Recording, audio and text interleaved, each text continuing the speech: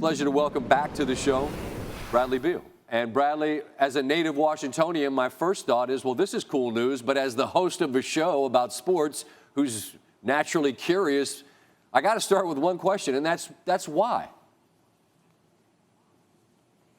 Oh, man, DC is pretty much all I know. You know, it's been home for me the last 7, 8 years, and you know, I have a great opportunity in front of me to be able to make a huge difference in a change in a franchise and kind of be the cornerstone of that piece. And you know, a lot of guys think it's crazy, but you know, I accept challenges. You know, I feel like this was the best situation, the best deal for my family and I moving forward, and I'm definitely happy that we were able to get it done, and I'm still in DC.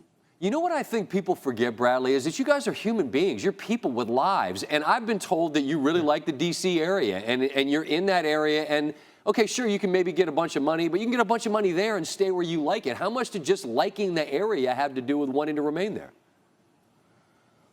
It played a huge factor because, you know, granted, I factored in my family, my wife, my kids, you know, my parents, everybody, my brothers, and just seeing how everybody would love for me to be here, you know, the rest of my career. Like, what did that thought sound like? Like, what did that look like to everybody? Sure. You know, it was almost like picture perfect, you know, and it was definitely one of the things that ultimately kept me here. You know, the grass isn't always greener on the other side. You know, it's not always a guarantee on the other side, but, you know, why not try to get it done here, you know, with the success that the D.C. area has been having in the sports realm.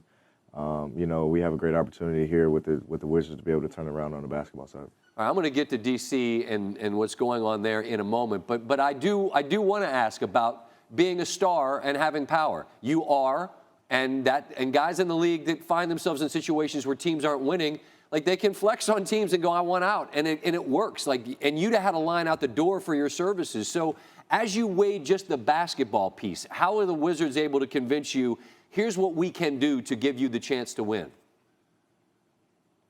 I think it was just the honesty part of it. You know, they didn't BS anything. They didn't do any shortcuts this offseason. You know, we made a lot of changes. You know, a lot of teams or organizations, you can always talk about changes you're going to make or moves you're going to make, but you know, you just talk about them. We actually did a lot of things this offseason. We got a lot of good character guys, made some changes in our coaching staff, made some changes in the front office too. So, you know, the owner, Terry Leonsis, is very serious about, you know, creating this into one of the, you know, best world-class organizations, you know, in the league. So, you know, I felt appreciative of that. I was incorporated with every decision, you know, in free agency during the draft.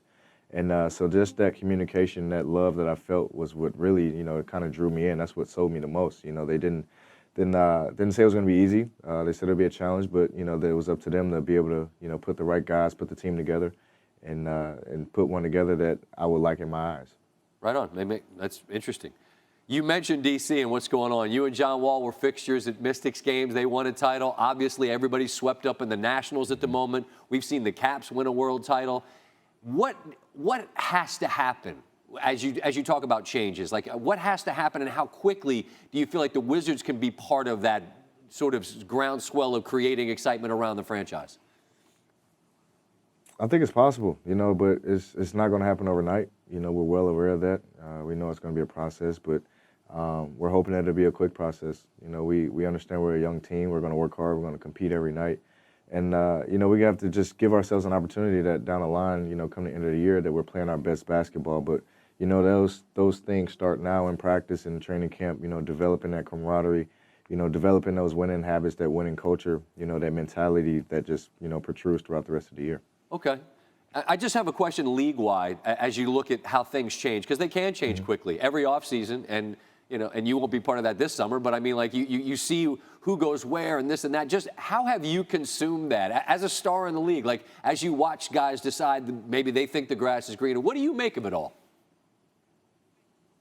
It's not easy. It's tough. You know, every man is different. You know, Sure. every player has their own decision. You know, they base it off, you know, whatever their, you know, what's important to them. And it's definitely in our realm, you know, we have to keep an eye on it. You know, you have to keep up with the Joneses to see who's going where, you know, what impact it has on that conference. And, you know, and a lot of players make their decision off of that. So, you know, I definitely pay attention to it. It's tough because, you know, there's a lot of money at stake. You know, there's the opportunities of winning championships on the other side, or, you know, the abilities to be able to create for 1 year in and a year out. But, you know, at the same time, you know, those guarantees aren't always guarantees, you know, and those kind of, I guess, fantasies in a way, you know, aren't always, you know, what's the greatest thing. So, you know, for me, it was just sticking it out, you know, understanding that I didn't really want to go that route and just jump in ship. And, you know, I just want to fight through adversity and try to get this organization out of it.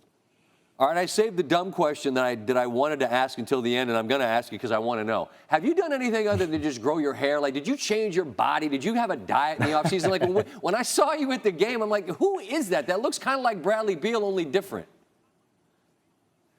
Man, it's sick. My hair kind of resembles my son. I have 2 kids now, so I have 2 under 2. So the last 2 years, I've just been letting my hair grow out. This is kind of my stressed out dad look right now. Okay. So this is what we're going with. Well, you did it way earlier than me, but as an old dad with little kids, I understand. If I had hair, I understand. I'd probably let it go too. You don't have time. You don't have 5 minutes to go get a haircut, is what you're telling me. Is that it? I have 0 time for any of that. What? This is all kids. Understood. Well, may they stay happy and grow up healthy in the D.C. area. Look, as I said, I'm a Washingtonian. I think this is cool that you're choosing to stay there, and I hope that you find what you're looking for, and I appreciate you stopping by, all right? My man, Scott, thanks for having me. My pleasure. Thank you, Bradley.